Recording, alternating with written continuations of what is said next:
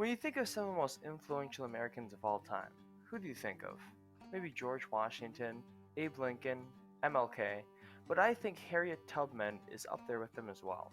For me, she was inspiration to all African Americans, and even in a time where bounty hunters ran rampant and punishments were brutal for returned escaped slaves, she was able to rally her people and lead 300 slaves to freedom in the North.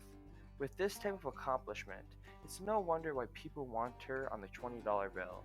But have you ever wondered, what did Harriet Tubman do after slavery was abolished? Well, I'm glad you asked. Or didn't.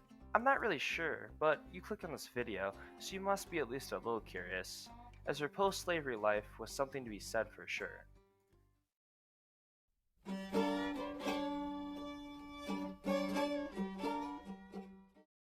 Harriet Tubman lived quite a humble life after the Civil War.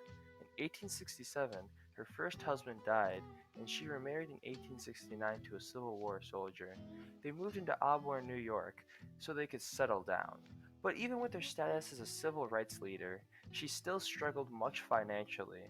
When she tried to get a pension from the government, they said that she didn't have enough documentation to apply, and ended up taking her 30 years to get that pension that she so desperately needed. Although at least in 1888, she was able to get a veteran's pension when her husband died. That was still only $8 per month though, which adjusted for inflation would be about $250 per month in today's money, which is pretty unlivable if you ask me. Worst of all, not only was Harriet struggling financially for herself, but her parents also needed financial support as well.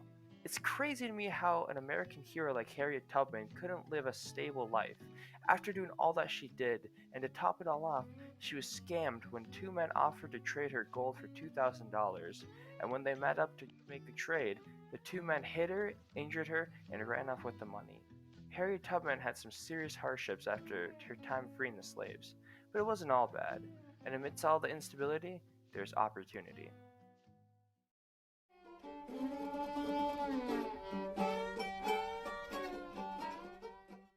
In today's society, we take for granted the social services available to us. Back in Harriet Tubman's time, the only thing that would take care for the elderly was mainly the family, and because of that, it could create a lot of stress on those said families like it did for Harriet Tubman and her parents. So in 1896, she acquired 25 acres of land with a winning bid of $1,450. She was able to raise this money through the church, and with it, she created a home for elderly African Americans. She was able to buy the land in 1896, but didn't actually get the elderly home built until 1908 because of funding issues. This was a huge accomplishment for her nonetheless, but sadly, it was short-lived, as 3 years later, she was permanently hospitalized and would eventually die on March 10th, 1913.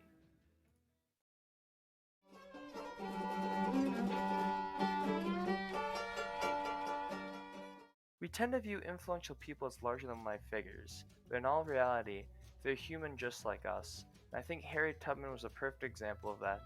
It's crazy to think that a person like Harriet Tubman wouldn't be living out her dream life after becoming an American icon, but there she was, living off little money and not reaching her full potential because of it. If this has happened to Harriet Tubman, this has surely happened to many other people we consider legends in today's society. It is truly amazing how someone's legacy doesn't show the full story, but only part of it. And I think it goes both ways. It's never too late for someone unsuccessful to succeed in life, no matter what happened in their past or what type of environment they came from. But on the flip side, it's never too late for a person to peak in life, thinking that they have it all figured out, but then living the rest of their life on the decline. In Harriet Tubman's case, she unfortunately went from a champion of freeing slaves to struggling to stay afloat financially. So always stay humble out there, because even if you're a person as great as Harriet Tubman, life can always have other plans for you.